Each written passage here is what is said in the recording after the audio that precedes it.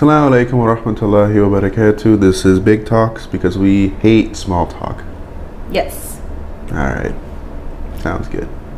Okay, so this is our first podcast. And before we start talking and explaining to you guys what this podcast is even about, we're gonna just go ahead and introduce ourselves. So you go first. Okay. So my name is Musa. That's it. I'll leave it at that. That's all we need to know. Yeah, for now. We'll get to know me a little bit more as we go along. Okay, actually, yeah, because this podcast is mostly going to be about you, inshallah. So you'll have all the airtime to say whatever you want. Mm-hmm. Okay, so my name is Sauda, and me and Musa are married. We just passed 3 years a few days ago. Alhamdulillah. Alhamdulillah. It's been a really interesting journey, up and down, all around. Sounds like a typical marriage. Mm-hmm. However, I think one of the things that we found that's probably a little bit atypical, and the reason why we're doing this is because we've kind of been having these talks, these morning talks, for about 3 years now, literally since the beginning of our relationship, where we would kind of just sit down every morning and talk, and we would get into these really deep conversation topics about Islam, the universe, like ancient Africa, health, holistic health, chronic illness, because I do suffer from Hashimoto's and other things, and just our journeys overall. And there was this one morning last summer where we were kind of just sitting down talking about all of these things in depth, and then it suddenly just hit us where we were like, hey, why don't we record these talks, because they're just so in depth and so interesting on such a vast amount of topics, Right. that we haven't really kind of found that anywhere. Right. Because typically if you're listening to something, it's kind of very catered to like one specific niche, and we realized that based on our personality types and the dynamic duo between the both of us, or the dynamic between the two of us, the topics just get so far and broad that we kind of wanted to share it with people so that inshallah there can be benefit in it, of course, for the sake of Allah first and foremost, and also just for the pure amount of information and knowledge that can come out of this. Right. And so we thought, hey, why don't we call it Big Talks, because we hate small talk, and that's something that will come later on when we do our personality series, inshallah, because both of us are introverted. So in general, we kind of just steer away from having small talk with people. It kind of makes even me just cringe. So this is how we kind of came up with Big Talks, and I'm sorry I keep saying kind of, I just realized. No, that's fine. Actually, I wanted to add, it's another one of the things that we noticed was just the dynamic that we have, like it's, for an early married couple, it's not too common to find this kind of dynamic that we have, where we just have this kind of open communication and we can like dive into all these different topics. And aside from the information that we had to offer, I feel like the example that we have to offer is something that would benefit a lot of people, because marriage can be very difficult. Islam tells us that marriage is 50% of our deen, in the sense that 50% of the practices that we would implement holistically as the deen itself end up occurring inside of a marriage. Yeah. So it's just a good example, like even these talks, these simple talks that we have, and the dynamic that we have, and I'm sure that it'll be a lot more obvious as we go along through our conversations. Right. We felt like this could benefit a lot of people, because sometimes it's not easy to get along with the other person, and we're personality junkies in a sense, so we like those frameworks, or I'm saying framework because I'm the INTP, so we like those things, and it kind of helps us understand those dynamics. And I mean, I'll just throw it out there now, me being the INTP and my wife being the INFJ, that personality combo already has this natural inclination to each other. Yeah, inclination, but just the ability to really get along, you know, like because of the personality stacks, they just don't conflict. The cognitive functions. Yeah, the cognitive functions don't conflict too much. Right. And it's a benefit that we have, and it's the benefit that not a lot of other people have. So it's just something different, you know, like something that could offer some insight into how communication can work and flourish. Right. Yeah, because I want to add, as you were talking, I thought about something. The first thing is we've had this dynamic between us since the start. So we actually met 11 years ago in school, but we didn't really form any relationship until 3 years ago. And we've had this dynamic since the start, which is something that we didn't really realize until last summer. Yeah. And the second thing is, as you guys will hopefully listen and hear along as we continue and grow in our podcast, inshallah, is that these recordings are actually not pre-planned. We have an idea of the topics that we want to go over, but we don't want to be scripted because we want it to be as close and as natural as possible to our actual real big talks that we've been having for all these years. Right. And also because we want that natural dynamic of open communication to flourish and to show in our recordings.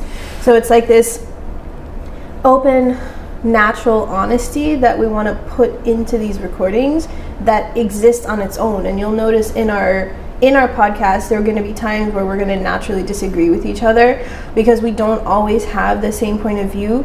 So based on our personality types, and inshallah we hope to have an entire series on personality, I think I mentioned that already, is that we both have or share one cognitive function.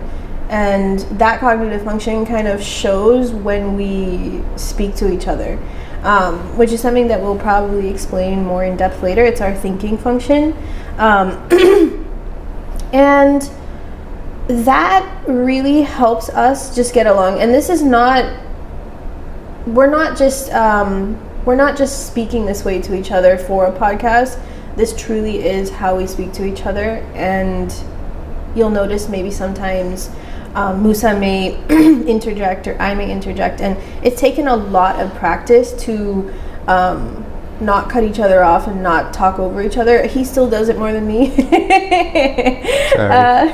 It's fine, but I've also learned how to just say, okay, you know what, go ahead, which is something that I actually did 5 minutes ago when we started this video. Right. And it was just natural to me, and now I'm reflecting on it, and reflection is something that we do very, very, very often, and we just want to share that with you guys, inshallah. Right, because I tend to have ideas or thoughts about things, and my brain's going to continue to go as the conversation's going. So with our conversations, oftentimes a lot of topics come up, a lot of segues kind of come in, and different ideas come in and out through the conversation. And then after the fifth or sixth idea, I've forgotten what I wanted to say the first time. So sometimes I can sit there and wait if the conversation sits on one topic for a while, but I feel like if it's trying to navigate in a different direction, suddenly I'm like, oh no, am I going to forget this thought? So I just go ahead and I interject. So yeah, and it's taken a lot of practice for me too, because my specific personality type, and if you're an INFJ or an INTJ out there listening to this, is that you get overstimulated easily. Right. And so when there's a lot of interjections or loud noises, banging in the kitchen or work being done outside, it can make you feel very confused and overstimulated and just irritated in general, and you might kind of have even an attitude about it. Right. And that's something that I've struggled with from the beginning, because when he starts interjecting, I'm just like, why are you so disrespectful? Why are you so rude? Listen to what I have to say. And then after a while, and I learned, listen, this is kind of how he is in terms of having this linear thinking and needing to get these thoughts out in order, otherwise they're all gone. Right. I pause because alhamdulillah I have the ability to hold on to mine and let him speak. Right, and that kind of goes down to the last part of the function, the J versus the P function, and the stacking order of your functions. Yeah. I lead with a judging function, she leads with a perceiving function, despite her being the J and me being the P. So that dynamic, it's and this is kind of what I mean when I'm talking about like seeing or having an example of these things, because typically our personality types are very polar. Like they don't really align or they don't really overlap too much because they're, again, flipped. She's a P, I'm a J, so we're looking at the opposite organization of the functions. But that also can be a very positive thing, especially because opposites attract. So yeah, and you just kind of fill in each other's strengths and weaknesses, and you work kind of like a jigsaw just coming together. Right. If you understand yourself first. Right. And that's a journey that we've been on for many, many years, and I'm sure everyone has been on that journey where you start off, you're little, you don't care about anything too much, and then you reach a certain point in your life where you need to understand yourself. However, because we all have desire and we all have inclinations, we get into relationships, we have boyfriends or girlfriends, we get married, and we're always focused on someone else while in the process of losing ourselves. And that is something that both of us decided somewhere along the line that we needed to know ourselves. And in order to know ourselves, we took that time to learn a lot about personality, which is something we've been talking about a lot so far. And now we need to add this to the description. And also just taking that time to study our different interests. And then we meet back up. And that's where these big talks have been happening, where we come back together now and we discuss everything that we've gained with each other. Right. And that helps us understand each other. And you know, there's this quote by Carl Jung that I always mention, which is that everything that irritates us about others can teach us something about ourselves. Right. And it's 100% true. And if you're a personality junkie listening to this, at this point you're probably hopefully already waiting for more. But Carl Jung is the father of the cognitive functions. So with the theory, right, the father of the theory of cognitive functions, right? So he was so impactful in psychology in general, and I do have a psychology degree, so it was my interest in school. And of course Musa has so many interests and he digs really, really deep into them, which is something that we'll get on later. But it was just so important for us to gain that knowledge of ourselves, and also in sharing the knowledge that we've gained of ourselves with each other. We did find that there were things that irritated us about the other person, especially me being irritated with him, in all honesty, but it taught me a lot about myself. Right. Okay, so the first part of this video was kind of us just I do want to add one more thing. Go ahead. So it just came out from the comment you made about boyfriends and girlfriends and stuff, and I kind of want to bring up, you know, we are Muslim. You know, we're Muslim. We follow the Deen. That is where our faith lies, and that is the lens that we try and view everything from. However, we are, and I don't mean however in the sense of like contradicting it, but I mean we also see other people's journeys. You know, we try not to judge the journey that people go on, because we ourselves have been on our journeys. Right. I myself am a convert to Islam, so I have most of my life revert. I have most of my life where I wasn't Muslim, you know, and I understand that side. And you know, I feel like it's important to bring this up because a lot of people, especially the Muslim community that might be listening to this, would think boyfriend, girlfriend, oh my God, you know, you have some of those people who will jump on that. Not to say that everybody will, but I feel, yes, it's wrong to have that level of communication, that level of connection. Of course, Allah tells us what's right for us. Right. However, at the same time, we can't judge people for the journey that they're going through, because we don't know what Allah has put in their path, and we don't know how easy Allah has made certain decisions, how difficult. You know, Allah's the one that's guiding people, and we try and keep an open mind about that, despite us knowing that people might be making the wrong decisions. It's not our job to judge.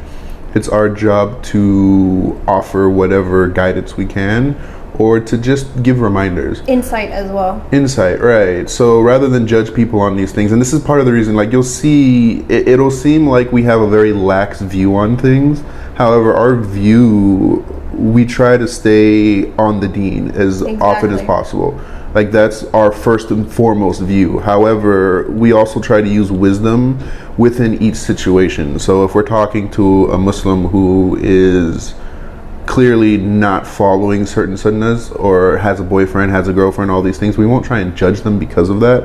And I just wanted to bring that out because I feel like, me being the judging type, leading with the judging function, I feel like I can see people hearing that comment and thinking, oh, so they're those kinds of people, you know. But it's not that. It's, we're just very realistic. Yeah, realistic, open-minded. We understand that people are going to make mistakes, and we try not to judge people on those mistakes so long as they're trying to do better, or so long as they have the potential to do better. And it's not just about not being judgmental.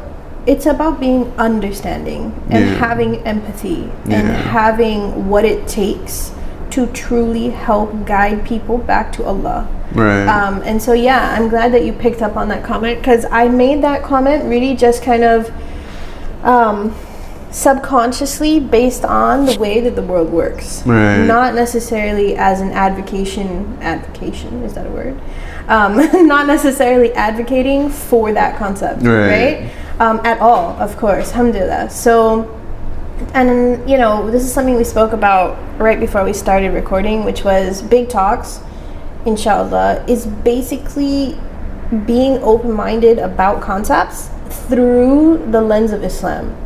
And that is completely and totally the goal of this, inshallah, is to give people on all walks of life, whether you're a Muslim or you're a non-Muslim or a male or a female or whatever, right, is to view or be able to hear the perspective of two different people, right? One male, one female, different personalities from different walks of life, speaking on the same topics. Right. And that is our goal and our ultimate mission of this project, inshallah. So that you can now use more information and more insight, more example to guide you on your own path. Right, because like Ibn Taymiyyah, I believe it was Ibn Taymiyyah, he said guidance, you can't have guidance without knowledge. Yeah, that was And you can't have direction without patience. Yes. Right, Exactly. so I guess in this sense we're trying to give a little bit more knowledge, you know.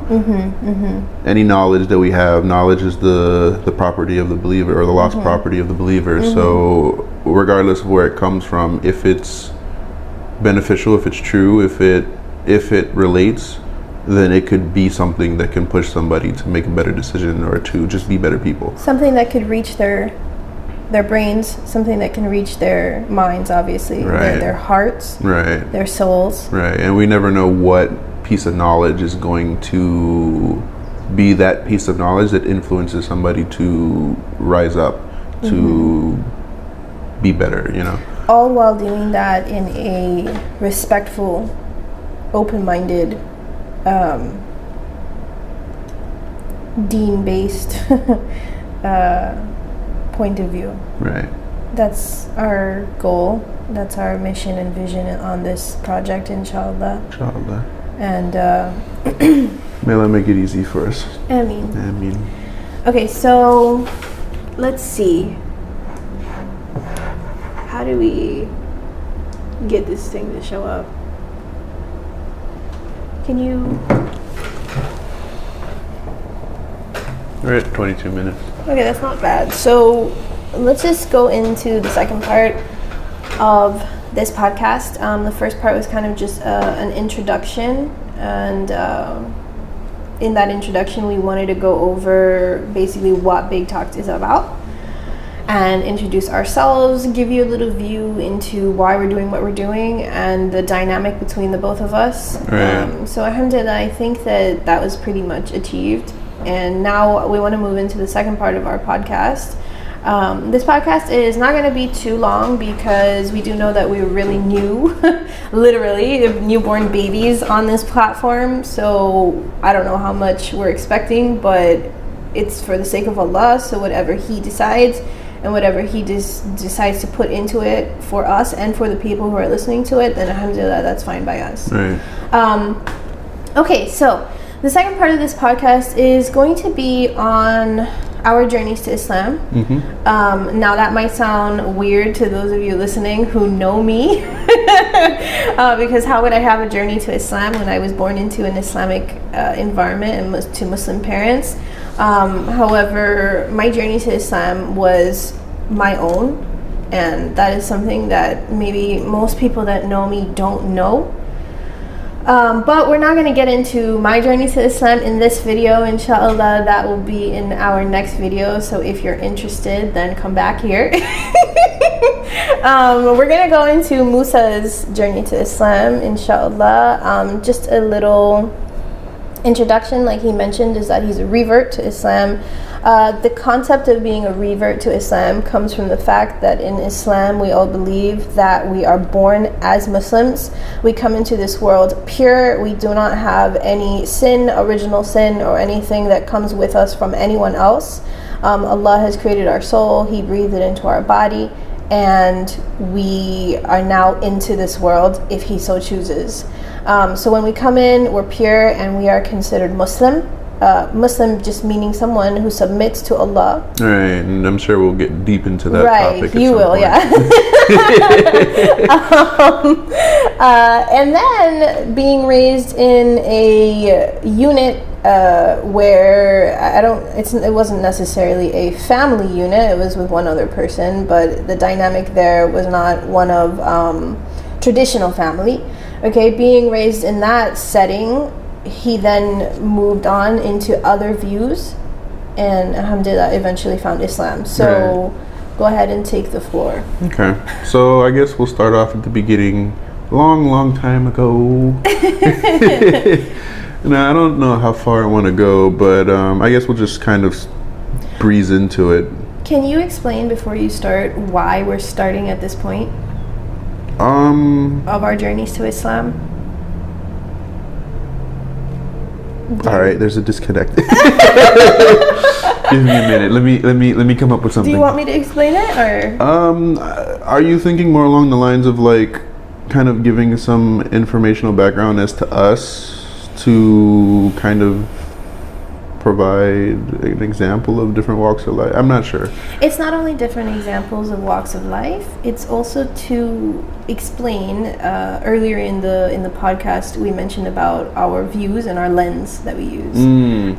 Our journeys to Islam have impacted the lenses that we use to view all of these topics, inshallah, that we're hoping to do over years and years and years and years of this podcast. Right, yeah. So that is the reason why we're starting at this point. Right, okay. Yeah. You're like, sure, whatever, let me go start talking about myself. Right. No, I just got disconnected for a minute. So much going on again. Like I said earlier, you know, a lot of topics will come and go, and I'll kind of forget certain parts of it. So, alhamdulillah.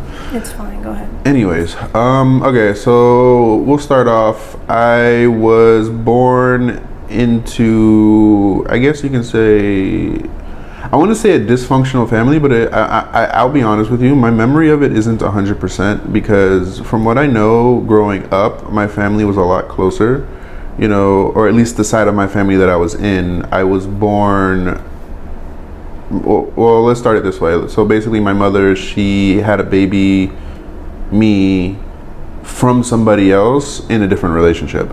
So we won't get into the nitty gritty of it, but basically the one who raised me wasn't my actual biological father. Yes. And I didn't know my biological father. I actually didn't get to know him until I think it was 2 years ago, when my wife decided to go ahead and start hunting him down for me. And just want to interject, if you pay $1 on any public directory, you can probably find anyone you're looking for. All right, keep going. And so basically that was like the start. I didn't really get to know my biological father, and so I was mostly on my mother's side of the family. And my mother's side, I guess the strength from my mother's side came from my grandma, and a lot of the other people were kind of dysfunctional, but they're all going through their own walks in life. But basically I grew up in that setting. My mother was dealing with a lot of problems. She had a lot of drug issues, and this resulted in her not being there too often. So my adopted father, who we live next to now, he was basically the one that was taking care of me most of the time. And when my mother died, when I was around 4, 5, 6, I'll be honest, I don't even remember the exact age. It tore that family apart. It tore my mom's side of the family apart. They kind of went on their own ways, did their own things. Some of them went through some really rough times. And basically that left me with my adopted father, my old man. I call him old man. So it was me and the old man, and that's how it was just growing up. But he wasn't the type. He didn't grow up with a family much either. He had a very similar background, which is probably why he took me in. And he was actually raised by his grandma. So his mom wasn't around that much. She was around every so often, but she didn't take an active role in his life. So with him and his grandma was pretty old. He had his own personality types, but he was very much a loner. So that's kind of what trickled down into this one. So even though we were there, a lot of times it was like two different people just living together, kind of like a roommate scenario, especially as we got older. In the younger ages, he was a lot more involved, a lot more concerned, because I guess there was a responsibility element to it. But as I started getting older and started doing my own thing, I most of the time found myself doing and learning on my own. Right, yeah. So this really developed me as a thinker in a sense, because I had to learn to think for myself. So lo and behold, time went on. We'll skip middle school, high school, and all that stuff. Just kind of get into the college realm. Right, getting into the part of your life where you started really finding your own journey. Right, so it was around the college time when I started getting into my own journey. The traditional existential crisis. Right, the traditional existential crisis. Around the time where I started to wonder, what are my beliefs and all that stuff. Yeah. Up to this point, I kind of just took the stance of atheism. Okay. But I didn't have a reason to take the stance of atheism. And after a while, I started realizing, why am I atheist? A couple of my friends were having some kind of issues with their own religion. That kind of pushed me away from things like Christianity and stuff, because I saw, or through their lens, I started learning about that side of religion. And, my logical brain found the inconsistencies and kind of just denied it. So you just incline toward atheism without fully thinking it through? Right, especially in the United States, where it's basically a Christian nation, like everything is kind of Christian. Yeah. Right. That's one way to say it. So with that being like the main introduction to religion, that was what I saw, and basically if you weren't Christian, you were atheist. So that's kind of like where I ended up. Time went on, I got a girlfriend.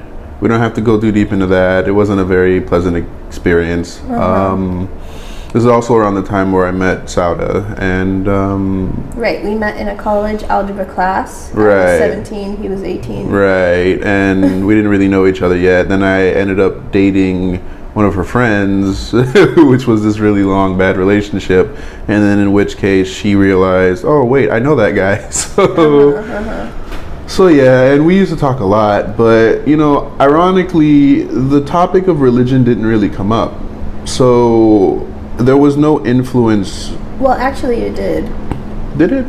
It came up, but it didn't come up in the sense of me teaching you about my religion. It came up in the sense of me struggling with my religion. Right. Right. So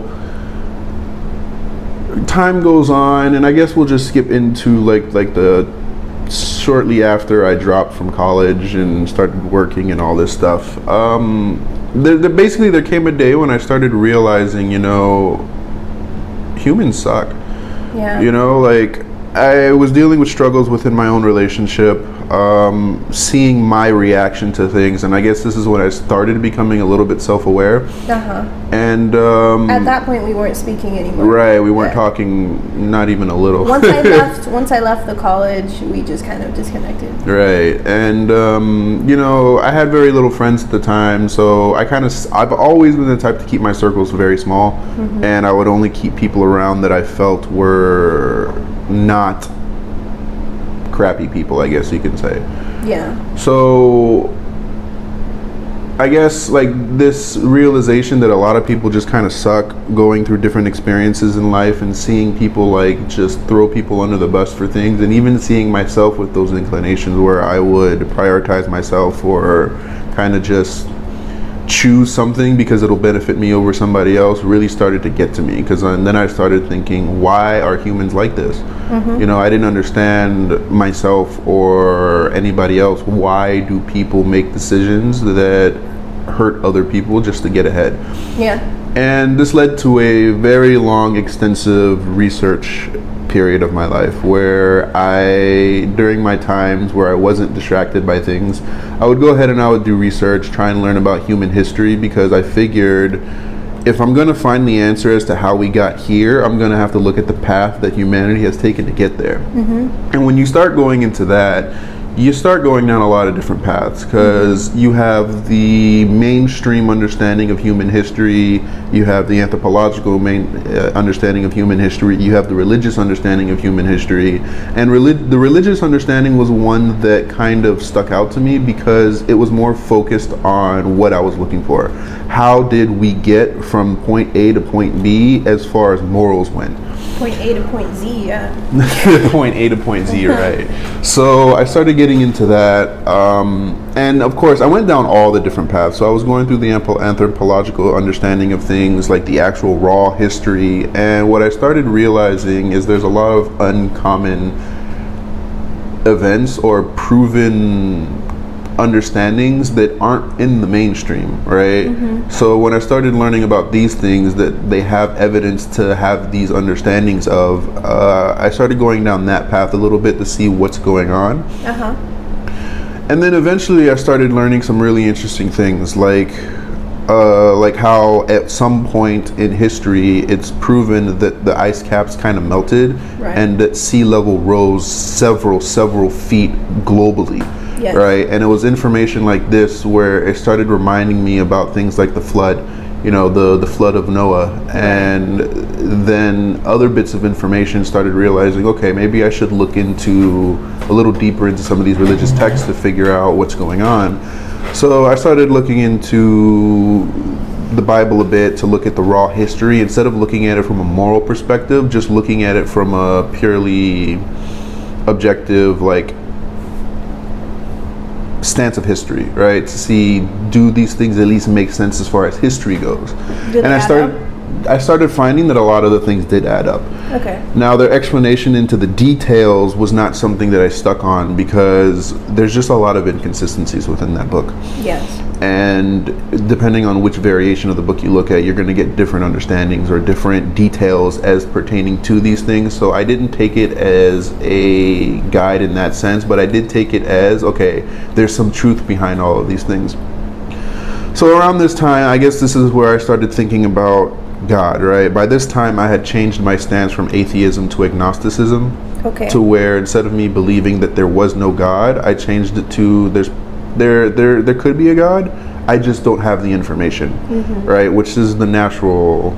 I think it's the natural stance for an INTP to take going into these things, because at the end of the day, there's no evidence to say that there is no God. Right. You know, like, there's absolutely no evidence to say that there is no God, and that lack of evidence cannot lead to you taking a stance against it. So the best you can take is the agnostic stance, saying I don't have enough information. So I started going a little deeper, and then I guess this is where things started turning a bit. So my relationship got really bad around this time. I was starting to want to know more and more and more about why are we so bad. So I was just diving into history. Humans, right. So over time, I started diving more and deeper into these really weird topics, as the INTP always does. Go ahead. Why? What do you mean by bad? I mean bad in the sense of the choices that we make. Okay, so making bad choices. Right, and honestly, I'll be honest, this is a stance that I take now. Now I take the stance that we just make bad choices, but in the past, I just figured people were bad.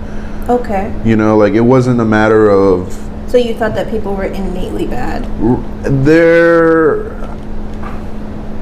It's kind of hard to explain now. I wouldn't say that I felt like they were innately bad, but I felt like at that current position they were bad people. Okay. Right. So it wasn't like an innate bad thing, because I was trying to figure out what happened. I didn't feel like humanity started off bad. Yeah. Or anybody started off bad. So that was like my intuition on it. I just needed to figure out, how did we get to this point? We became bad overall. Yeah, right. Okay. So digging into the topics, being the INTP. Right. So I started digging into the topics, finding some really weird information, and it got to a point where I would have a lot of questions going through my mind. Mm-hmm. But the interesting thing was, if I had those questions going through my mind, I found answers. And it wasn't even like I was looking very hard. At some point, it just became really easy to navigate all of this information and find the answers. Like, so simple as I would be going through YouTube one day, just scrolling for fun, and I had a question pop up in my head, and suddenly there's a video there about it. Now, maybe that's the super high technology gurus here that like to manipulate the technology and like pull out all this different information to give you exactly what you're thinking marketing wise. But right. Even if so, it was still really interesting that I was coming across so much information related to what I wanted to know. Mm-hmm. And at that time I was working at a place called Bike and Roll. It was a place in South Beach. You know, I'm over here in like the depths of hellfire, basically. But during that time, you know, it wasn't easy for me because I was living paycheck to paycheck, but not even. It was more like half of my paycheck to paycheck, in the sense that like within like the first week of the bi-weekly pay schedule, I would already be out of money. So, and I had a bunch of bad habits that I was splurging my money on. We'll get into that another day. But basically, there came these instances where like I'm sitting there and I'm hungry, you know, like it's a long day. For some reason on this day, I'm over here at the shop all day. Instead of taking a half shift, I have to take a full shift because someone called out or something. And I just need food, you know, and I'm thinking, you know, I'm really hungry. And suddenly somebody would come in for some random little thing and just give me a tip. Now, the reason why this was significant is because it was not that common to get tips. Right? Like if you're doing a tour or something like that where you're interacting and you're offering some kind of service to somebody, you might get a tip. However, we're talking about somebody just came in, they needed to pump their bike, and you're like, go ahead, use the pump, it's like right next to you, you know? And they go ahead, they pump their bike, they're happy, and they just drop a $10 tip on my table. And this happened multiple times. We're talking, I was working there for like a good year and a half already, and this had not occurred. And then suddenly, during these times where I'm having the struggle, where I can't seem to make ends meet, these are the times where I'm thinking, literally upon the thought, I really wish I had some food. Mm-hmm. Somebody would come in, give me a tip for something completely random, and then leave. So with that happening, and also with this occurrence of me thinking about different topics and just coming across the information, and at this time I would take a lot of nights where I would just go outside and kind of just stare at the stars and look at it and like be pondering and reflecting on things, trying to understand the universe in a sense. I started coming to this idea that, you know, it seems like the universe is listening to me. So I'm like, the universe seems to be listening to me, and not only is it listening to me, it's responding to me. And to listen to something, you must be conscious. Right. And this is also the time where I started learning about different mathematical patterns, right? Like if you go into ancient Egypt, you learn that the pyramids aren't just what they look like. It wasn't just some simple thing. Right. It's not possible that the humans or the understanding of the story of how the pyramids were built makes any sense, because the mathematical precision and the mathematical, we'll say, perfection of the pyramids takes an understanding that we don't even have today. You know, they were able to use things like the Fibonacci sequence, and then when you dive into the Fibonacci sequence, you learn that this is a universal pattern, and eventually you just come to learn that math as we know it is something that we're imitating from the universe. Yes. So math in itself is an intelligence of the universe. It exists on its own. Right. So no one created math except Allah. Right. So as I started getting into that, I started thinking, you know, if the universe is listening and the universe is responding to me, maybe I should just go ahead and ask it. I have all these questions and I seem to be getting answers, so take advantage. Right. So I literally one night asked the universe, show me the truth. Were you standing, sitting, or laying? I was just sitting at my computer. Okay, just interested. Yeah, I was just sitting at my computer kind of reflecting over all this information, and I'm like, you know what, let me just ask. Did you look up? No, I didn't. I just kind of just asked. Sorry, I'm just creating a visual. Okay, go ahead. Right. I'm wondering if you were on the floor with your hands up making dua. No, and that's the funny thing, because later on in life I came to realize that this was probably my first dua that I ever made to Allah. Okay, I'm sorry to interject. Go ahead. So I made that dua, and a lot of information started coming in, but then suddenly my now wife decided to message me. I had already broken up with my girlfriend. She had gotten out of her marriage for about a year now, and again, you'll learn about that later. But she decided to message me, and we had some interactions. I won't go too deep into that story, but basically I ended up being introduced to Islam. Now, Islam is something that I have to say, I had a little bit of information about it, but with the stereotypical stories given about Islam, they don't match. So when I started learning about Islam and kind of diving into the information, I was at a stance in my life where I was more capable of being open-minded.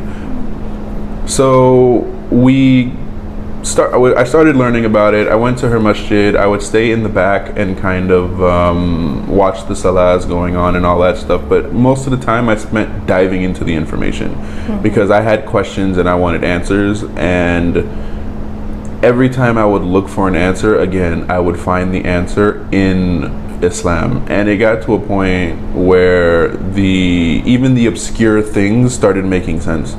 I just want to add, if you're not a Muslim, masjid is basically a mosque or a house of worship. Right. So I started going really deep. There was like weird bits of information that I understood from history, like how the ancient Egyptians and all these people would talk about their ancestors being giants. The Bible would talk about these people being giants, and we even have, and you can look this up, there's evidence of footprints from giants found through archaeological studies. And it was information like this that you wouldn't really connect, or most people wouldn't really make sense of, or just kind of like throw it off like, oh, this is probably a hoax or something. Probably. But as I started diving into it, the actual history came in, and I started looking into the actual history that Islam had to offer, because again, remember, my journey kind of started with me diving into human history, trying to find out what happened to us. And it's funny because that was one of the first conversations we had, which was about these very large people. Yeah. So giant doesn't necessarily mean stereotypical mythical creature. It means a very big person in size. Right. Not fat or obese, but like literally huge boned all the way up. Right. And so when you start diving into the information of Islam, it just started answering all the questions. It started answering all the questions. I'll be honest with you, when I first started diving into this information, I was less concerned about the faith aspect and more concerned about the knowledge aspect, because I found like a treasure trove of information. Yes.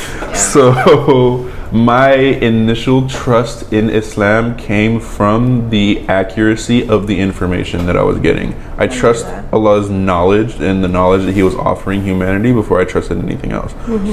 So I started diving into it. A lot of questions started getting answers. I started diving a bit more into it, learning about the so-called scientific miracles, which that'll be a topic for later, because it was something that kind of influenced me in the beginning, but now I've come to understand the gap that really creates. Right. Should probably write down all these topics we say we're getting to, so we fulfill our promise. Right. But there were a lot of different things that could not be explained through just simple explanations other than Allah did this. Right. So at some point I just decided to take the leap of faith, and I was like, you know what? I trust this information completely. So let's just take the next step. So I went ahead, I became Muslim, and since then, I've been coming into my own with Islam. Now, up to this point, this was my journey to Islam, then came my journey through Islam. Yes. Right? Because now I had a new set of lens to view the world through. Mm-hmm. And this is the concept that we're probably going to talk a lot about, is the idea of having certain sets of lens. In the sense of, like, we see the world in different ways. We see the world through these lens that we have been given. Right. And honestly, every one of these lenses that we will talk about is not something that we chose to have or anything like that. It's something that we were given. Yeah. So our different perspectives are something that's given to us. Yeah. And whether it's the lens of the personality functions and how they stack, whether it's the lens of what you choose to take as absolute truth, whether it's the lens of science or the inconsistencies that happen, we have different lenses that we view the world through. And when I took on the lens of Islam, things started changing. Yeah. So, of course, I want to dive a little deeper into this topic about lens, but since I'm starting to go on a segue, I think this would actually be a good time to just kind of take a pause on my story, because I think this is a good stopping point. For those of you who are non-Muslims, it's just something to consider, because I felt like this was a really important thing for me. This was my journey to Islam, and my journey had nothing to do with faith. Right. It was purely logical. And I think that's one thing that's super, super interesting about your journey compared to other people's journeys, is the fact that it did not have to do with faith, because you weren't walking in with that mindset of, well, if you just have faith, it'll work out. Right. Which is something that you'll hear across the religions. As far as my experience goes, you will hear this across the religions. And it's not that it's bad advice. It's just that not everyone feels it that way. Not everyone experiences it that way. Right. Yeah. And, the concept of blind faith is something that I found does not exist in Islam. It does not. It exists in a lot of other places. It exists in people, though. Right. But, I spoke about taking a leap of faith into Islam, but that leap of faith wasn't blind. Right. It was based on something. And for some people, it's based on feelings. But I've always felt like you have to have a more objective view on these things. Right. Because then when things start becoming objective, your faith falls apart. And not only that, again, truth stands against falsehood. Right. So if you are truly being objective, you find it. Right. And, at some point we'll probably go down the life of the Prophet sallallahu alaihi wasallam and kind of show these concepts. How the Prophet sallallahu alaihi wasallam kind of took a similar stance, where he was looking for truth. Definitely. And he was honestly being very objective in his sense of looking for truth. And through that objectivity, this is where his understandings came from before he even became the Prophet sallallahu alaihi wasallam. Then when he was given that knowledge, the rest is history. So I think we can probably do a couple of series just based on what you were speaking about, where we have, the lenses of Islam. And I think it's something very, very interesting that we could carry on to its own series. Right. Just because, like you mentioned, this video is on your journey to Islam, the second half of this video, right? Yeah. However, your journey to Islam is not the only thing that you've experienced. You've also experienced your journey through Islam. Right. Which is something, of course, that both of us can definitely contribute a lot to. So inshallah, I think that's something really, really good for us to kind of follow up with in coming videos. Gotcha. Okay, so I think we'll end here. I really hope that, inshallah, you not only enjoyed listening to this podcast, but I hope that you learned something. I hope that something touched your mind or your heart or your soul. With me, it's probably your mind. I hope that something in this touched you in some way or the other that will benefit you, inshallah, whoever you are.